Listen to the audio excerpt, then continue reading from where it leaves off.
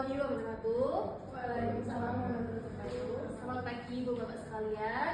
Sebelumnya perkenalkan, saya Birlinda Alia Patricia dan juga di sini ada Ibu Felicia Pareta dan Bapak Aan Saudin dan juga Ibu Esti Wahyu Selviati.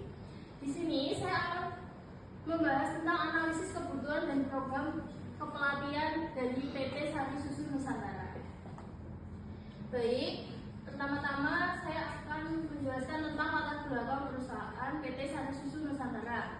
PT Sari Susu Nusantara didirikan pada tahun 1958 dan berkantor di pusat Bandung.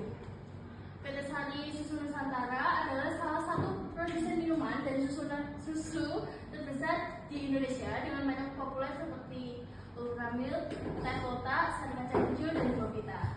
Dengan ribuan karyawan di berbagai divisi, pengembangan kompetensi sumber daya manusia menjadi kunci untuk menjaga kualitas produk dan layanan perusahaan. Baik, selanjutnya di sini ada studi kasus. Berdasarkan hasil observasi dari laporan internal, terdapat indikasi penurunan kinerja di lini produksi dan distribusi, yaitu tingkat cacat produk meningkat sebesar 8% dalam 3 bulan terakhir. Masalah tersebut menunjukkan adanya gap antara kinerja aktual dan kinerja yang diharapkan, yang kemungkinan besar disebabkan oleh kurangnya keterampilan teknis dan soft skill tertentu pada karyawan. Kemungkinan penyebabnya yaitu kurangnya pelatihan teknis, pengoperasian dan perawatan mesin UHT, lemahnya soft skill seperti komunikasi, kerja sama, dan koordinasi antar shift. Dan yang terakhir, ketidaksesuaian kompetensi individu dengan standar perusahaan. Implikasi terjadi performa gap antara kinerja aktual dan kinerja yang diharapkan berdampak pada produktivitas dan kualitas produk. Baik, materi selanjutnya akan dijelaskan oleh Ibu Felicia. Selanjutnya, saya akan menjelaskan tujuan dari TNA. Yang pertama, mengidentifikasi kesenjangan kompetensi individu dan tim produksi.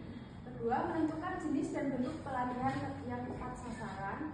Yang ketiga, menyusun program pelatihan yang mampu meningkatkan kinerja, efisiensi, dan kualitas produk. Yang keempat, mendukung strategi HRD dalam pengembangan sistem SDM jangka panjang. Selanjutnya, metode pengumpulan data. Yang pertama, melakukan wawancara dengan manajer produksi dan HRD.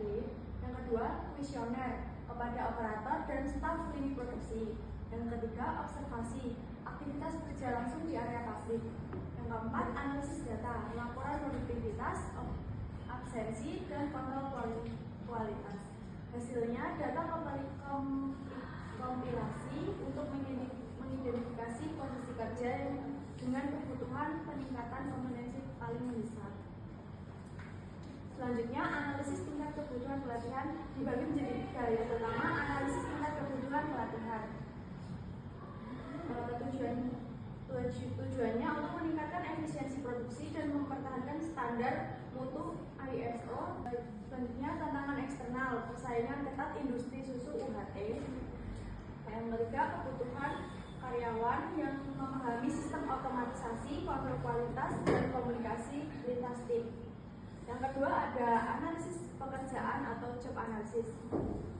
Pertama, posisi kunci, operator mesin, supervisor produksi, dan staf logistik.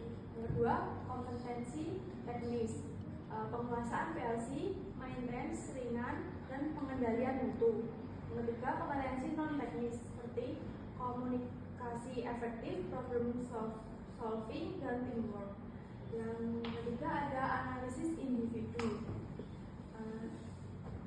Yang pertama, sebagai operator belum mampu menganalisis error mesin. Yang kedua, kurang mampu menyampaikan masalah teknis ke atasan dengan cepat dan akurat.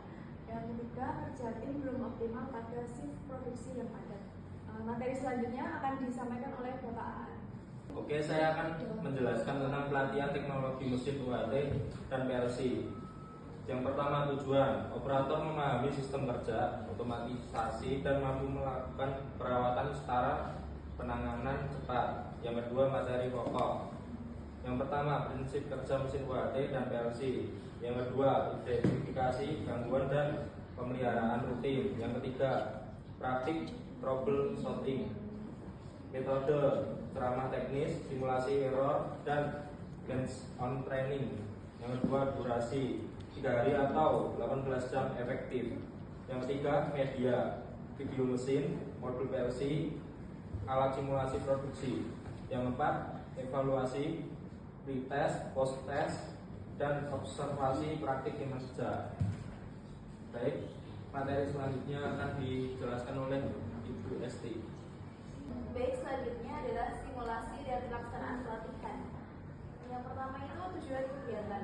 Tujuan kegiatan yang pertama melatih kemampuan mahasiswa sebagai trainer profesional, mengasah keterampilan fasilitasi, komunikasi dua arah, dan dinamika kelompok. Memberikan pengalaman praktis dalam menyusun, memimpin, dan mengevaluasi pelatihan.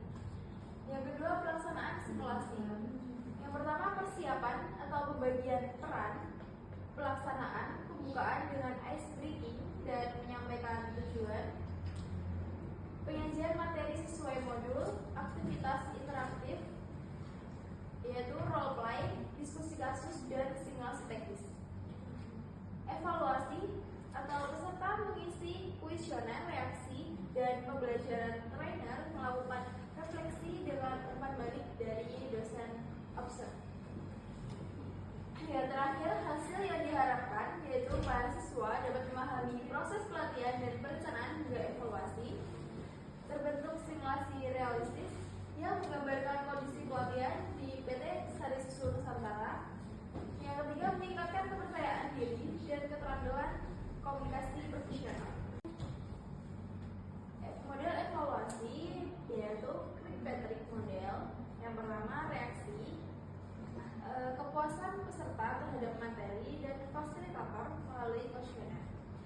Yang kedua, pembelajaran dapat meningkatkan hasil pretest, post-test, dan kemampuan teknis.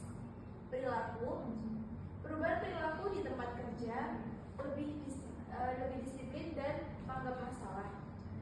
Yang terakhir yaitu hasil, penurunan tingkat produk cacat dari 8% menjadi target kurang dari 3%. Kesimpulannya, TNA mengungkap kesenjangan kompetensi teknis dan soft skill di lini produksi. Pelatihan disusun secara terstruktur berbasis praktik dan evaluasi terukur. Hasil pelatihan diharapkan meningkatkan kualitas, efisiensi, dan budaya kerja kolaboratif di PT Sari Susu Nusantara. Terima kasih, sekian presentasi dari kami. Terima kasih atas perhatian dan kesempatan yang diberikan. Kami memohon maaf apabila ada kekurangan. Sekian, wassalamualaikum warahmatullahi wabarakatuh.